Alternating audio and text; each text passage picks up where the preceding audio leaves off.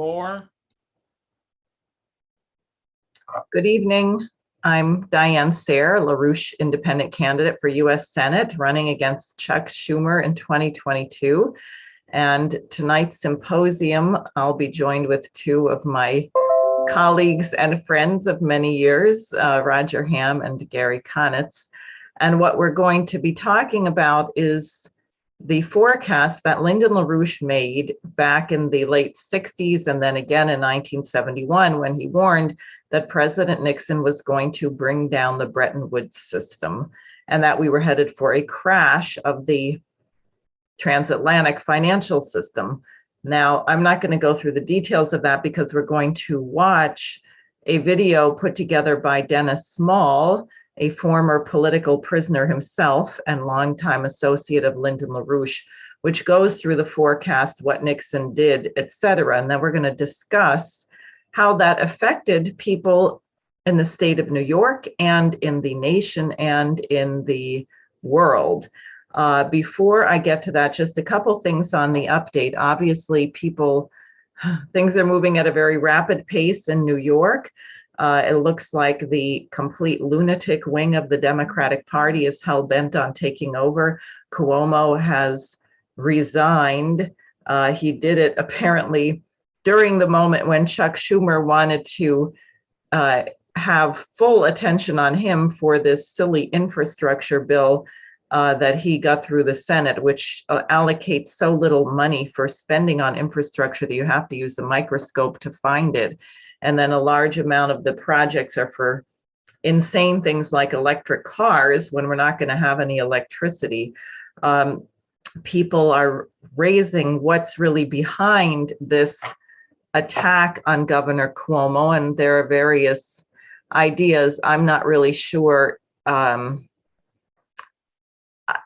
think there are many possibilities. It may be all of them, but obviously the idea of lynch mob politics where an election is completely disregarded. There's no court of law. There's no innocent until proven guilty, but the media can just run its screaming headlines and then people are supposed to resign. Is really not right. This is what they attempted to do to President Donald Trump and then completed with an election which had all kinds of peculiarities, shall we say. So this thing that has been done to Cuomo really stinks to high heaven. It is not because I think Governor Cuomo has particularly great policies. He and his father, between them, shut down two of the most important nuclear power plants in the country, Shoreham, which never even got to operate, and Indian Point recently. So that's not the point. But these things, these attacks are not so much attacks on the individuals, they're attacks on our nation, our Constitution, and our form of government, and they really have to be seen that way. So, and all of this, of course, was preceded by the unbelievable witch hunt against Lyndon LaRouche, who was the greatest genius that our nation has produced thus far. And you're going to get a little sense of that. And Dennis Small will also be inviting you to this extremely important conference tomorrow morning at 9 a.m. So without further delay, I'm going to go to this short video presentation.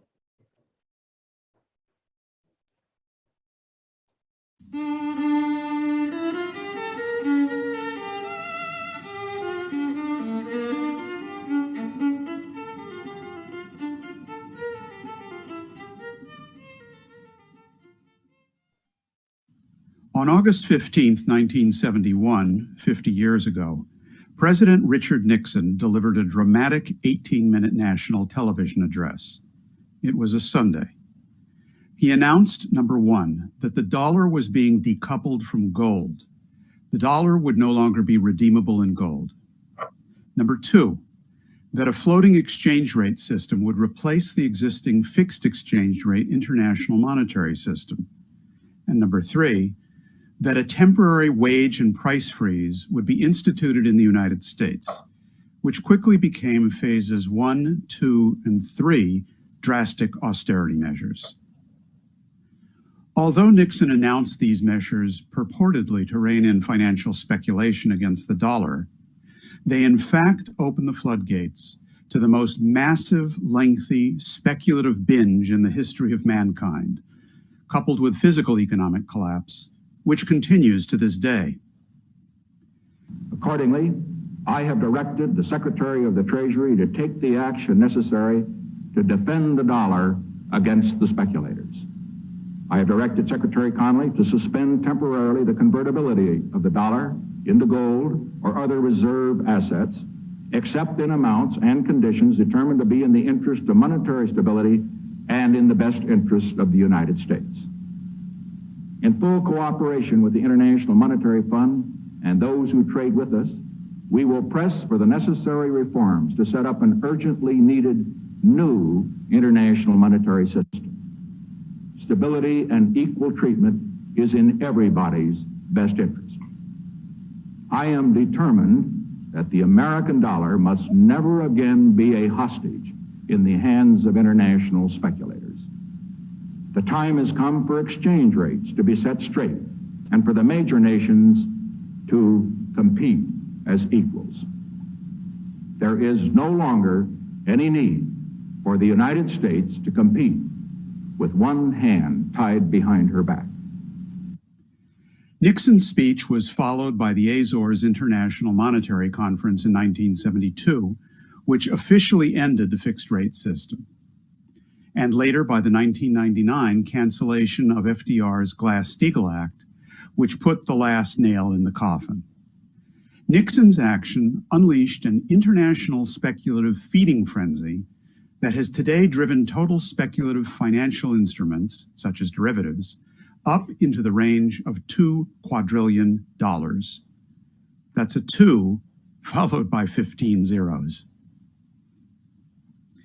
To be sure, there have been other speculative bubbles throughout history, such as the Dutch tulip mania of 1634 to 1638, the Mississippi bubble, 1719 and 20, and the South Sea bubble of 1720. But they were all smaller and shorter in duration than today's monstrosity. Nixon's announcement of August 15, 1971, was the most far-reaching and catastrophic economic policy decision of the 20th century, in terms of its consequences down to the present. One economist, and one economist alone, called it. He warned that it was coming. He explained what it meant within hours of its announcement, and he spent the next 5 decades warning that if those policies were continued, the world would head into a systemic breakdown crisis and the likelihood of fascist economic policies. All the while, he presented detailed programs to reverse the crisis based on the idea of peace through development and on fostering the productive powers of labor of every person on the planet. That man was Lyndon Larouche. Larouche was reviled and unjustly imprisoned for 5 years for these efforts. His policies were not implemented in the transatlantic sector, and the planet today is paying the price for that folly in the form of a hyperinflationary blowout, an uncontrolled and deadly pandemic, and the danger of thermonuclear war. As a result of the campaign to defame Larouche and silence his ideas, although you have probably heard of Larouche, odds are that you haven't actually read anything that he wrote or studied his writings seriously. But some people, leading scientists and political leaders in different parts of the world, did listen to Larouche and did study his works. From the Russian scientific giant Pobisky Kuznetsov, to former Mexican President José López Portillo, to former Italian economics minister Giulio Tremonti. The Larouche Legacy Foundation is proud to announce that on Saturday, August 14th, 50 years after Nixon's fateful announcement, it will hold an international seminar featuring such leading thinkers. You will be able to hear from them directly about Larouche's economic breakthroughs, about his unmatched record of forecasts, and about his programmatic proposals to develop every corner of the planet and the solar system. The seminar will help you understand why it is past time to exonerate Larouche's ideas, both for reasons of simple justice and to be able to at last implement his policies.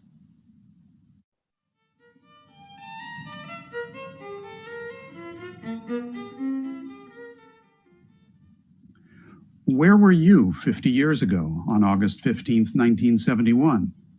Where will you be 50 years from today? Although there are very few individuals alive on the planet today who will personally experience those two dates, 50 years ago and 50 years hence, it is nonetheless the proper standpoint from which every individual should locate his identity, just as Larouche did. What caused Nixon's August 15, 1971 announcement? Larouche warned, going back as far as his forecasts of 1959 and 60, that if the policies associated with prominent monetarist economist Arthur Burns continued deep into the 1960s, we must expect a series of crises in the existing monetary system during the second half of that decade. If those policies continued, Larouche warned, despite the warning shots of the monetary crises, there would be a general collapse of the existing Bretton Woods system. The policies that were implemented, especially after the 1963 assassination of JFK, fueled the speculative bubble and the takedown of the industrial economy exactly as Larouche had warned would happen. The policies of the University of Chicago's Milton Friedman were implemented with a vengeance by the Nixon administration, under the advice of the likes of Arthur Burns, George Shultz, and Paul Volcker.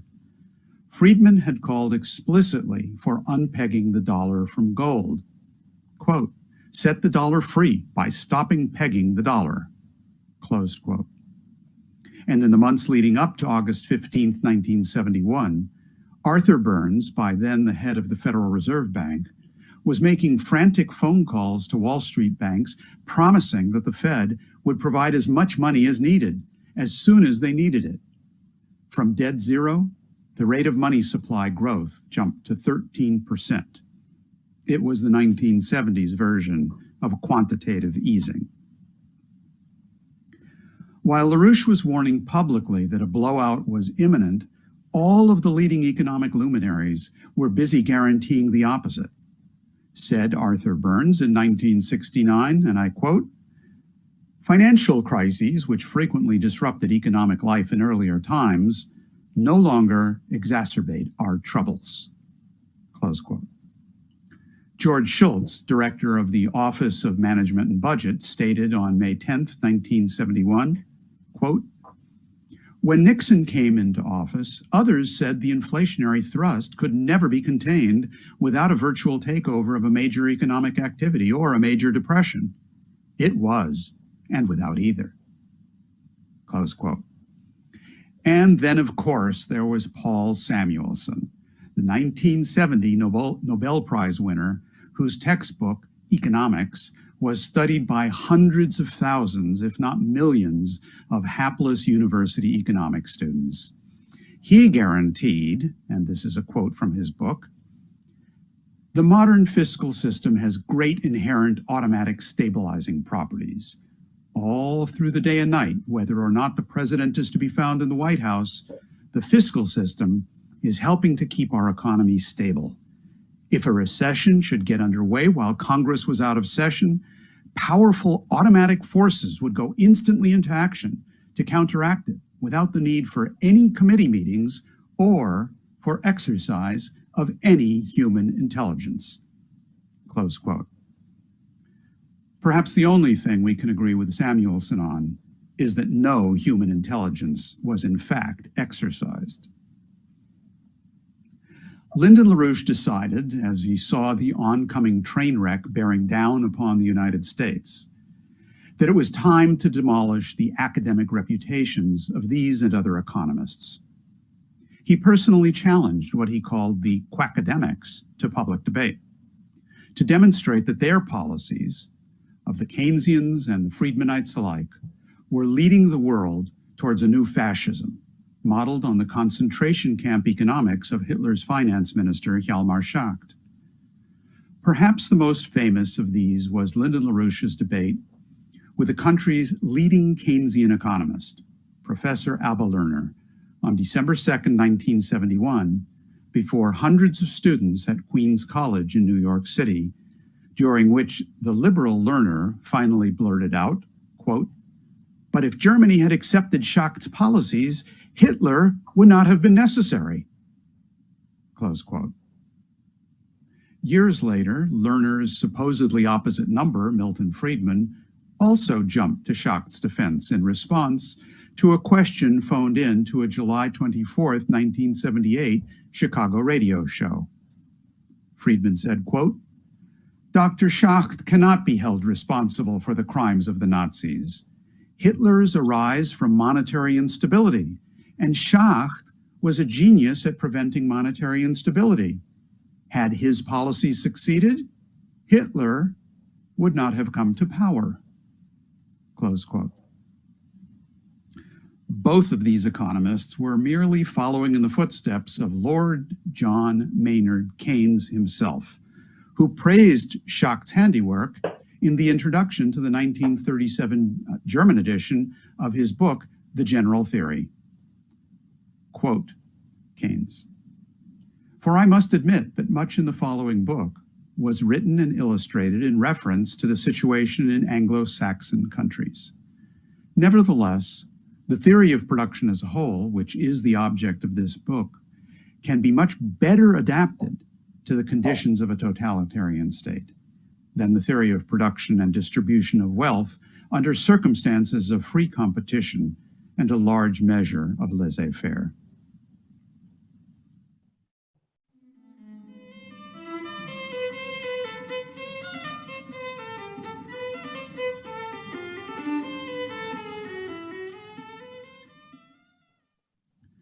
What was Lyndon Larouche's fundamental discovery in economics? Larouche himself explained it as follows in 1993. Quote, "The central feature of my original contribution to the Leibniz science of physical economy is the provision of a method for addressing the causal relationship between, on the one side, individuals' contributions to axiomatically revolutionary advances in scientific and analogous forms of knowledge, and, on the other side, consequent increases in the potential population density of corresponding societies." Close quote. Larouche developed a pedagogical graph to point students in the right direction. If a society's rates of growth of monetary and financial aggregates rise hyperbolically as the physical economy collapses, that system will sooner or later blow out. All schools of economics, other than the Leibniz School of Physical Economy, otherwise known as the American System of Economics, focus exclusively on the two upper curves, absurdly thinking that problems can be foreseen and solved by merely monetarist manipulations. Larouche used this scientific approach to issue 9 economic forecasts between 1956 and 1994, each of which was uniquely accurate, where every other living economist failed miserably. Then, on July 25, 2007, on the eve of the 2007-2008 crash, which others said would never happen, Larouche told a stunned international webcast audience, quote, "The world monetary financial system is actually now currently in the process of disintegrating. There's nothing mysterious about this. I've talked about it for some time. It's been in progress, and it's not abating. What's listed as stock values and market values in the financial markets, internationally speaking, is bunk. These are purely fictitious beliefs. There's no truth to it. The fakery is enormous. There is no possibility of a non-collapse of the present financial system. None." Close quote. Within weeks, the interbank market froze completely, followed quickly by the Northern Rock and Bear Stearns blowouts, and then the Lehman Brothers collapse of September 2008.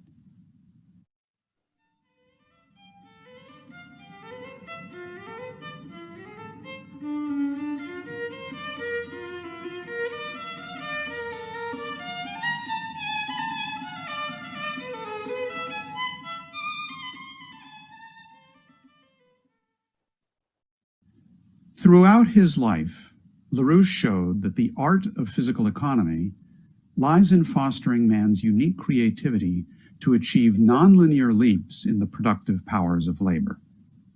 He developed potential relative population density as the key metric, along with energy flux density, to track man's expanded power in the universe. In 1998, in the course of a presentation he made along with Helga Zepp-LaRouche in Mexico City, former President José López Portillo provided advice which guides the LaRouche Legacy Foundation's August 14th, 2021 seminar. It is time for the world to listen to the wise words of Lyndon LaRouche. Yo felicito a doña Helga por estas palabras. I congratulate Doña Helga for these words, Impresionaron especialmente which impressed me especially primero because first, me encerraron en el Apocalipsis. they trapped me in the apocalypse, but then she showed me the staircase by which we can get to a promised land. Muchas gracias, doña Many Helga. thanks, Doña Helga. Doña Helga, Doña Helga, y en esto and here I wish to congratulate her husband, Lyndon Lyndon LaRouche. LaRouche, y ahora es necesario que la sabia palabra de Lyndon LaRouche se escuche en el mundo. and it y is ahora now es por la necessary voz for the world to listen de to su the wise señora words esposa, of Lyndon como hemos LaRouche. tenido el privilegio Now de it is through the escuchar. voice of his wife as we have had the privilege of hearing. Que es importante que nos ilustren respecto de lo que está pasando en el mundo How important that they enlighten us as to what is happening in the world, as to what will happen, and as to what can be corrected. Qué importante que alguien dedique How su tiempo, important su that someone dedicates their time, their generosity, and their enthusiasm to that endeavor. De mi parte, yo cumplí un periodo de responsabilidad For my part, I fulfilled a period of responsibility, de alguna manera dramática de lo que le ocurre and I can report in a a las somewhat dramatic way economías nacionales what happens to national economies in an international financial order such as that which has ordered our affairs since Bretton Woods.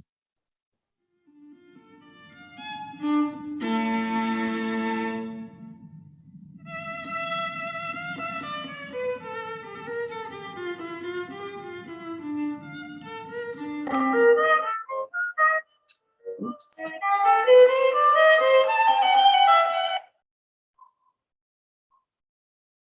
Okay.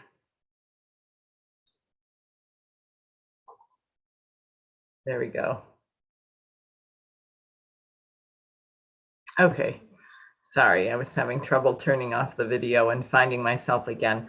So I think you get some idea, one, that Lyndon LaRouche not only was right in his forecast, but he was right against all of the so-called experts who all said something else was going to happen.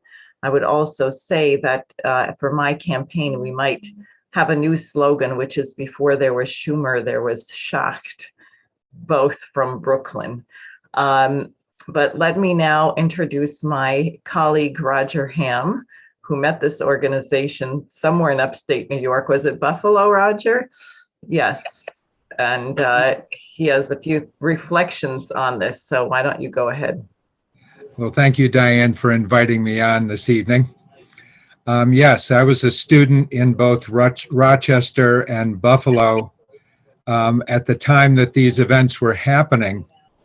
And I would like to just sort of paint a brief picture of what the U.S. was going through at that period of time to really appreciate the profundity of Lyndon Larouche's intervention into history. Denise, turn that off, please. Turn it off. I'm sorry, I'm just getting a little interference here. The US was in a real crisis in the 1960s. We had the JFK assassination, Martin Luther King, Robert Kennedy were assassinated. And I can remember myself feeling a real sense of hopelessness, that if anybody good did come along, they would simply be murdered. You had race riots in many American cities in 1967. You had the escalation of the Vietnam War, which was simply tearing the country apart. And in the case of Vietnam, instead of realizing the vision of Franklin Roosevelt and John F. Kennedy to develop poorer countries as they gained independence from their colonial masters, that in fact the United States was increasingly acting as a colonial power itself. And this led to huge demonstrations on many, many campuses around the country, tear gas, fights with police, administration buildings being taken over, and perhaps in the worst case at Kent State University in Ohio, 4 students were killed in some of those fights with police. In addition to that, in 1968, the book Population Bomb was published, which predicted that there was going to be mass famine and starvation already in the 1970s. Now, apparently I missed that, thanks to people like Robert Borlaug, who developed new strains of rice and wheat to feed a growing population. Earth Day was in 1970, which began the campaign to demonize humanity's impact on the planet. And in 1971, if I can successfully share my screen here.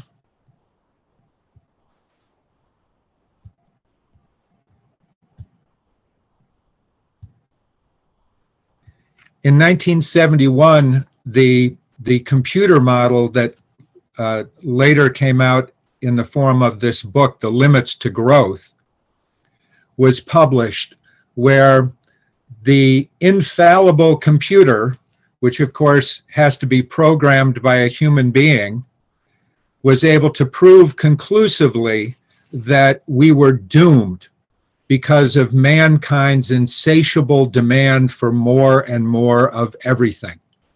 And I like this particular edition with the picture of the planet in chains, because it appropriately brings up the image of slavery.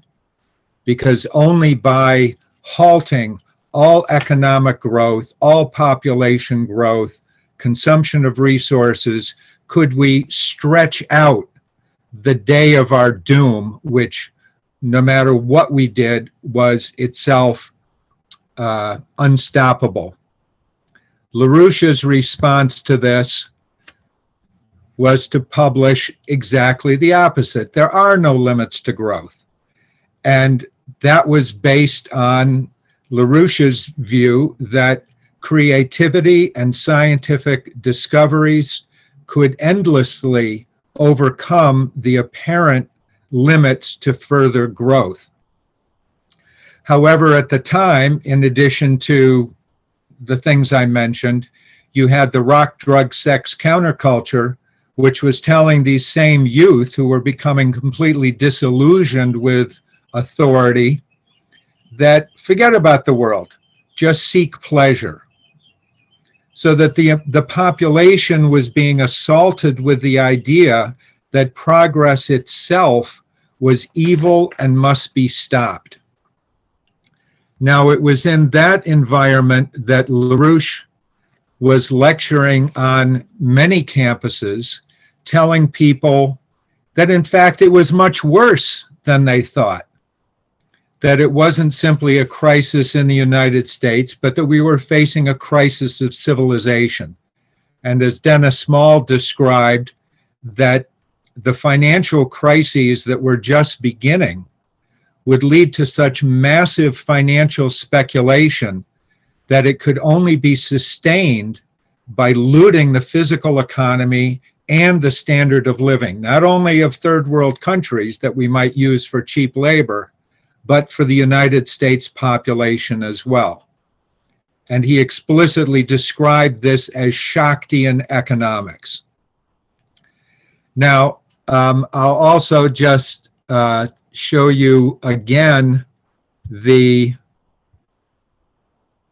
diagram which Dennis Small had used, comparing the trend line for goods producing jobs, manufacturing and other things, to service jobs, where there has been over the past 50 years, millions of generally well-paying, goods-producing jobs wiped out and replaced by largely low-income service sector jobs. And that the middle class, which back in 1970 largely was oblivious to any problems whatsoever, they saw that there was no problem and that there never would be, that they've virtually been wiped out today. And it was particularly on these college campuses, which had become a real pressure cooker, where Larouche's ideas really struck a spark, where thousands of people were listening to Larouche and hundreds of them joined. And I can say proudly that I was one of them. I had studied at the University of Rochester for 2 years in chemistry, and then I transferred to the University of Buffalo, where I got a degree in biology. And as a science guy, I knew that if we could land a man on the moon, we sure as hell could feed the population of the Earth. And that if that wasn't being done, that there were forces that wanted it to be that way. And in 1973, when I was on my way to medical school, I chose to take up Larouche's challenge to be part of that solution and to work full-time with the Larouche organization.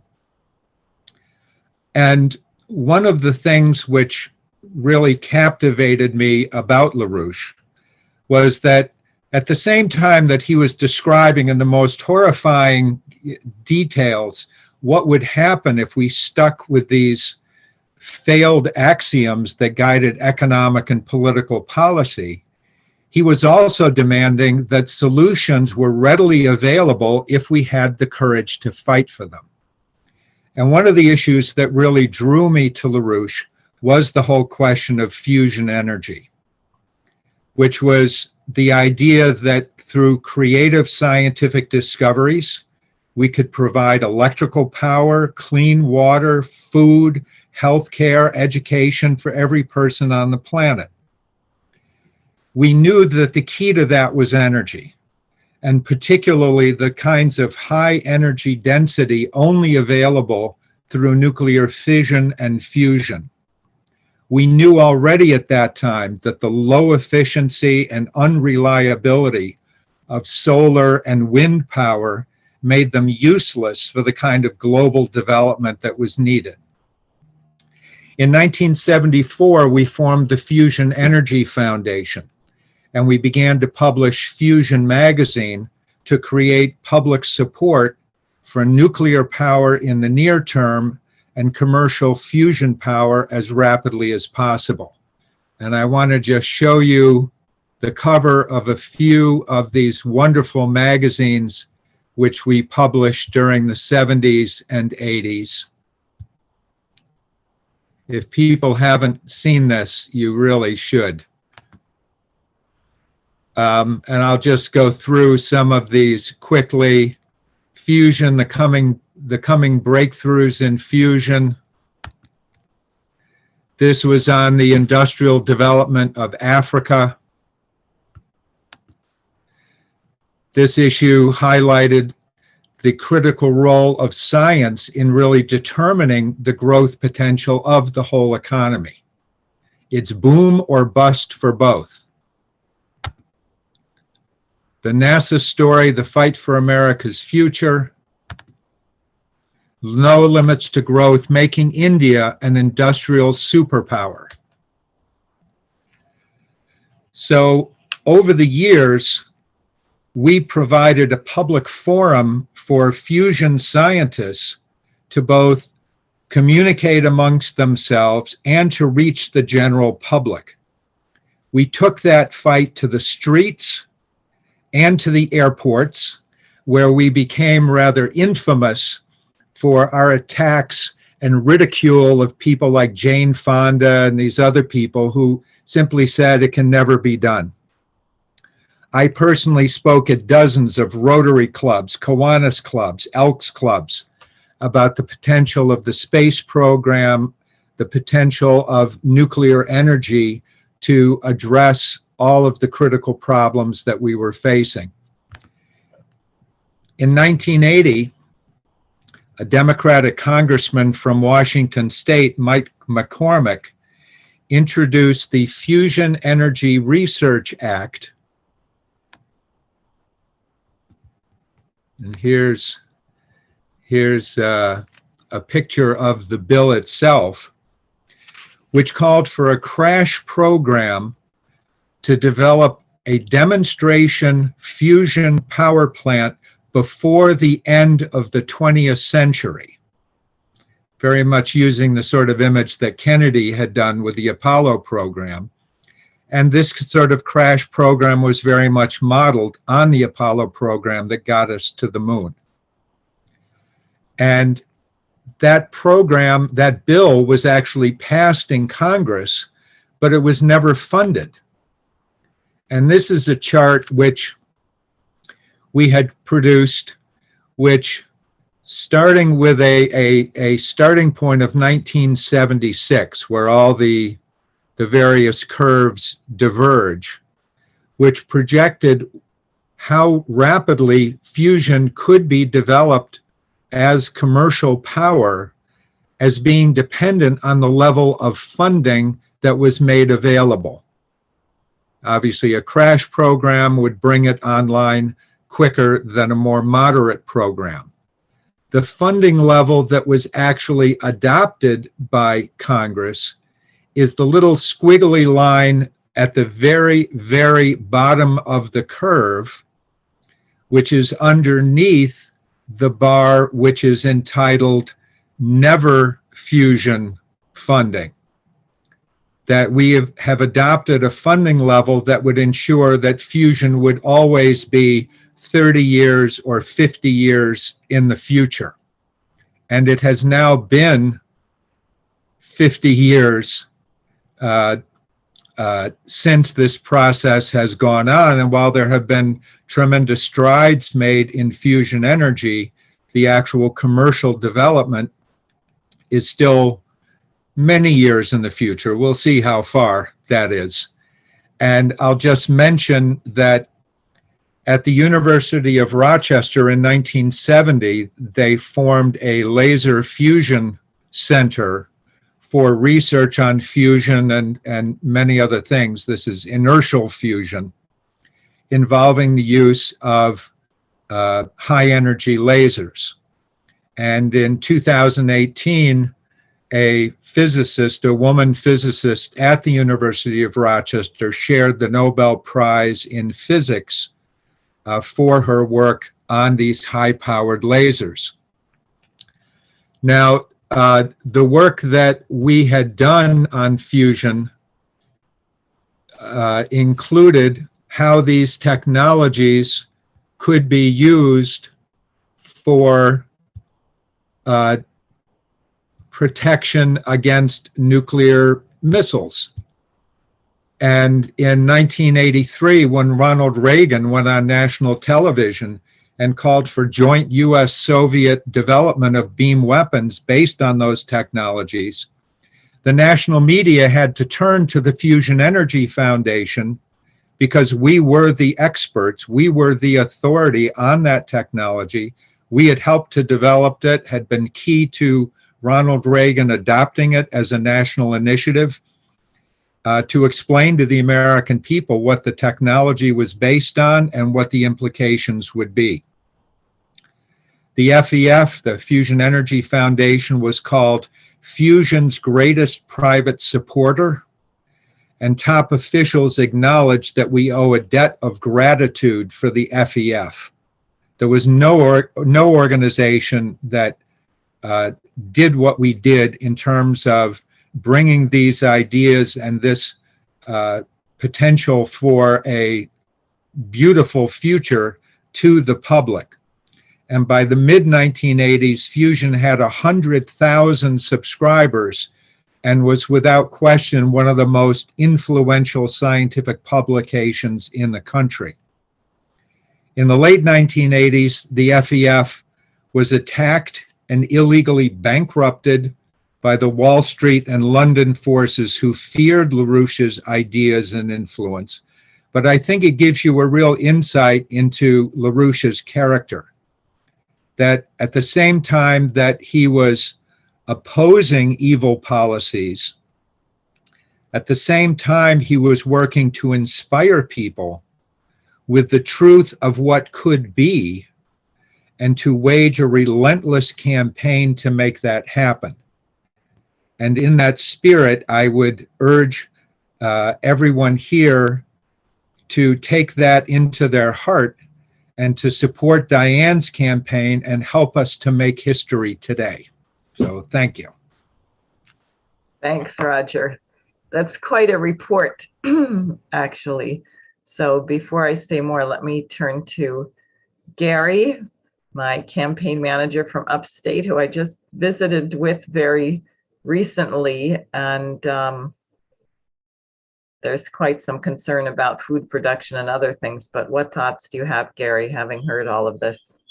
Well, the first thing that really strikes me, going back to Dennis Small's presentation, is the irony that these people actually had the audacity to claim that this policy of removing the dollar from gold and lifting the fixed exchange rates was somehow counter to the speculators, because it's in fact the very thing that allows gambling one currency against another, and there's no way, without the dollar being pegged to gold, there's no way to reconcile that in the future. So that's just, the irony of that is really phenomenal if you just stop and think about it for a minute.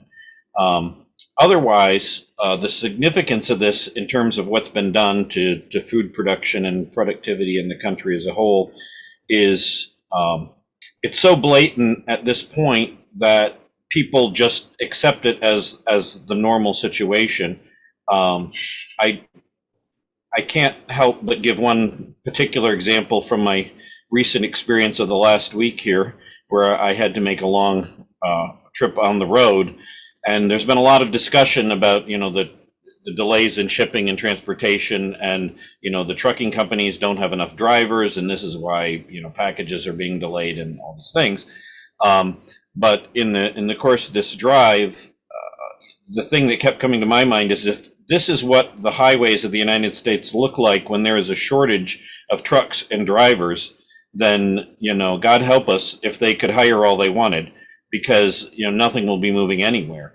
It's the idea that we would be using each of these big boxes with an engine and a driver attached to move products multiple state long distances in a what's effectively an almost continuous train in and of itself at these pathetically low speeds on the highway, and then stopping and going continuously. The risk level in that, the energy consumption and inefficiency in that, and just the untimeliness of it all is just absolutely absurd. But if you look at what needs to be done to rectify that, with the kind of policies like the use of high-speed trains and magnetic levitation trains in particular, the solution is very obvious, but it requires the reversal of exactly these policy shifts that Larouche Larouche has been warning about. It requires the population electing representatives who will take the initiative to direct the physical productivity of the economy. And that has become something people are essentially terrified. You hear a lot of feedback that, well, we can't put the government in charge of, we can't have a national bank, we can't put the government in charge of production because, they're all corrupt, everything they do is inefficient, and so on. But I'd like to pose the question to people. First of all, when we had policies that were more strict in these areas, frankly, it's obvious things were working better. What was done with the buildup for World War II, what was done with Reconstruction in other countries afterwards, and just the general productivity of the economy from World War II through the 50s and early 60s, when Larouche was making these forecasts about what we were going to lose. But if you look at, just for instance, what we're able to do with our military, not many people would tell you that that's incompetent. When we're able to generate the levels of technology that we are for those purposes and deploy them anywhere in the world on a massive scale on a moment's notice, clearly we have the intelligence, the technology, the capability to do this. The question is reorganizing the financing system and making that, doing that on the civilian level, with government directed projects. Hire the same contractors if you want. They get the job done. There's no reason not to take that approach to building the maglev train systems, the nuclear power systems, the energy grids, and everything else that needs to get done. But this mentality that restrictions on the bank, restrictions on speculation, regulations on that level are somehow, the government oppressing people. It's just, the absurdity of it is beyond belief, but it's been so messed up so long, people just think, well, this is just the way it is. So we have these beautiful programs that Larouche has been presenting for all these years. Diane's campaign reflects that just beautifully. And the conference this coming weekend, I was just reviewing the presentation from last Saturday that was done with the same presentation from Dennis Small, but with a whole bunch more filled in from Dennis Speed. And when these things are laid out in this precise way of each decision that was coming, each crisis that was coming, the decisions that were on the table, and the responses that the political class and the economic science classes had to these issues versus what Larouche was warning the results would be, what decisions could be made, and what results we could get. It is just so crystal clear, and I think that will provide people with a lot of optimism if they can get in on these discussions tomorrow and really get a clear idea of how precisely Larouche laid out what was going to happen, why it was going to happen, but most importantly, what we could do to avoid it. And just set your axioms and assumptions aside and look at this from the standpoint of the history that's going to be presented. So that's what I have to say.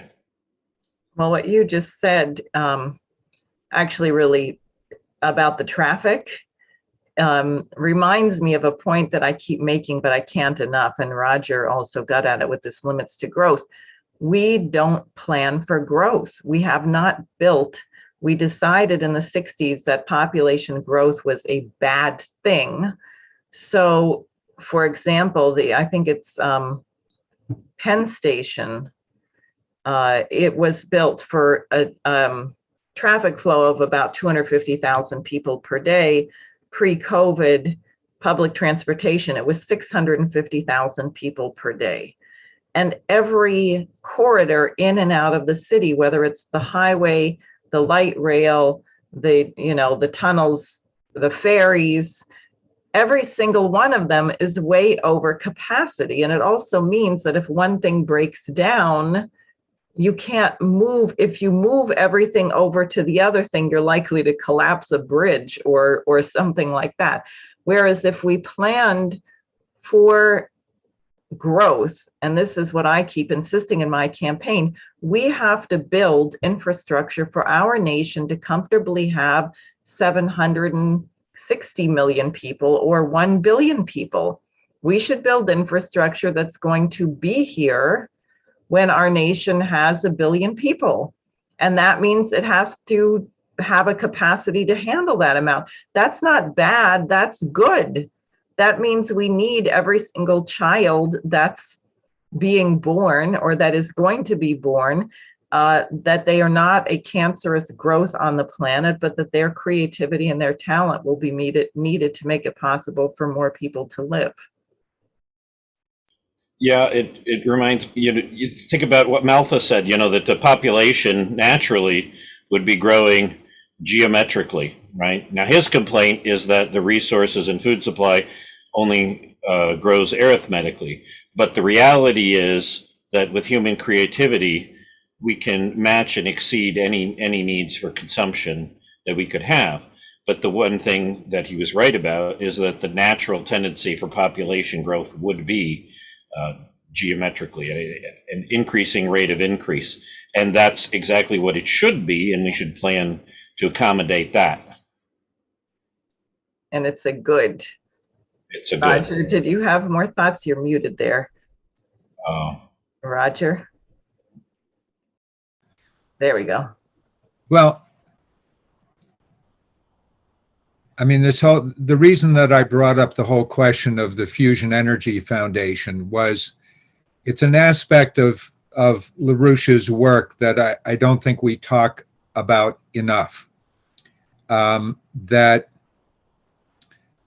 there are people who all over the world who met someone at an airport who saw our signs, who signed up for a subscription because they were captivated by the idea that, yes, there were solutions to these problems. We do not have to accept what we are being told. And that goes in spades for everything that's happening today when the IPCC at the UN is saying we're all going to die in 13 years if we don't completely halt all CO2 emissions. So everyone is supposed to hold their breath, I guess, for the next 13 years to make sure that the Earth survives.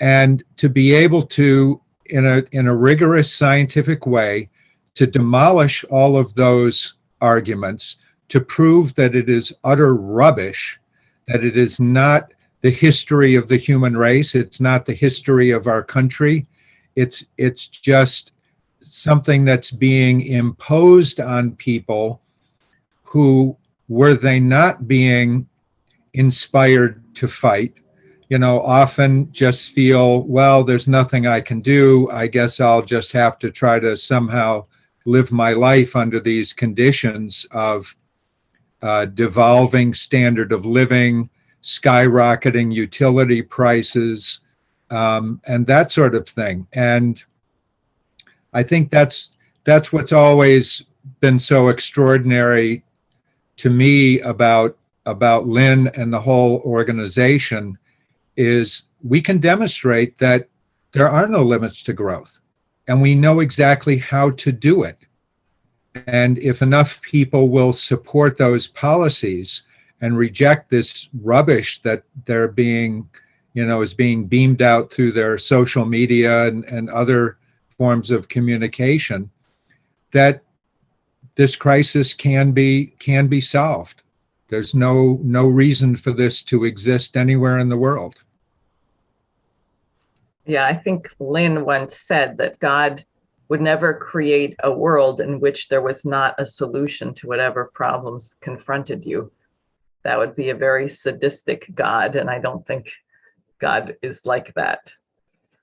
So since I don't want to keep people too late tonight because everyone should get on tomorrow, let me just ask, I guess Gary first, and then Roger, if you have any concluding thoughts that you want to share. Just one other comment that came to mind with what Roger was just saying, with the zero growth environmentalist policies, and especially with the policies around these carbon caps and the limitation on the use of technology, again, there's an irony there when you think about it, because they're going out of their way to propagandize all of these weather-related crises around the world. But the reality is, while they're trying to say we prevent more of these in the future, by their approach, by shutting everything down, which of course has nothing to do with science or the reality of how these things are created in the first place. But in fact, if they actually cared at all about the people whose lives are being harmed by these situations, the methods that you would need to address those crises, and it's horribly tragic. We have all this flooding going on and various things, and the very things that we would need to do to actually help those people efficiently. And if there are areas that, for whatever reason, we're going to be more continuously flood zones or have other problems, there's things we can do about that. We have ways of building dikes and levees and this seawall that you like to talk about down in the city area, things like that. But on the immediate sense of even just the immediate rescue of these people, building new housing for these people. I mean, how many people have become homeless recently? The situation with the flooding in Europe, hundreds of people died. If we use the technology that we have available, we could address the consequences of all of these crises. But these people are saying, no, we'll just suffer the losses now in hopes that maybe at some point in the future we'll have things so shut down that nature, we can just sit back and nature will take care of us all. I mean, the absurdity of it and the cruelty of it in not allowing the resources to be deployed. And that's without even getting into the level of, hunger and disease in the underdeveloped parts of the world that are, just going backwards faster at this point. But now they're, obviously bringing the US and other parts of the world into those same kind of conditions. So again, it's just a point of irony on a certain level, a cruel irony that that's, they say they're trying to, protect the world for the benefit of future generations, while the immediate policy is a complete cruelty against the people that are suffering from these things now. Yeah. Roger, any thoughts? Yeah, I would just add that we know that in many parts of the country and internationally, there are various rearguard actions to try to fight against the whole Green New Deal, global reset policies. But I think that people really need to reflect on what your campaign represents as an intervention into history, very much in the way that Lynn saw himself as intervening into history at a critical moment. And because rearguard actions are fine, but they're not going to win a war. And you have to really galvanize and organize and coordinate these activities at the highest intellectual level possible to really give a clear understanding of what we are fighting, who we are fighting, and what we are fighting for as an alternative. And I think that's something that that your campaign really uniquely represents at this moment in history. And I think people should see it that way and support it as much as they possibly can. Well, I definitely agree with you. And people should sign up at Sare for Senate. That's the word FOR, SAREFOR, Senate.com. to volunteer. We're about to have the 3rd edition of the New Federalist, should be coming out hopefully by the end of this coming week. And we need people to distribute that all over the state. And it is very urgent. I think people are becoming actually more thoughtful. They're being bombarded by such a rapidly changing, and frankly, in a way, it feels like it's spiraling out of control situation, that people want, in a sense, they want to go back to basics, like how do we make sure we have food, we have electricity, we have a decent future for our children. But you can only get that by going forward and by thinking about where we need to be 50 years from now. And again, I think that was the genius stroke of Lyndon Larouche, identifying what was about to happen with Nixon's fateful decision and warning people what the consequences of that would be, even as he built the coalition, as you saw from the former president of Mexico, Lopez Portillo, his work with Indira Gandhi, who was head of the non-aligned movement and then prime minister of India, his work with leaders, real leaders from all over the world to try and address this. And I think our moment of opportunity is now, or as Helga said, this is really the moment of decision. We have to win this war. So thank you both, Roger and Gary, for joining me, and we'll be back here next week. Thank you.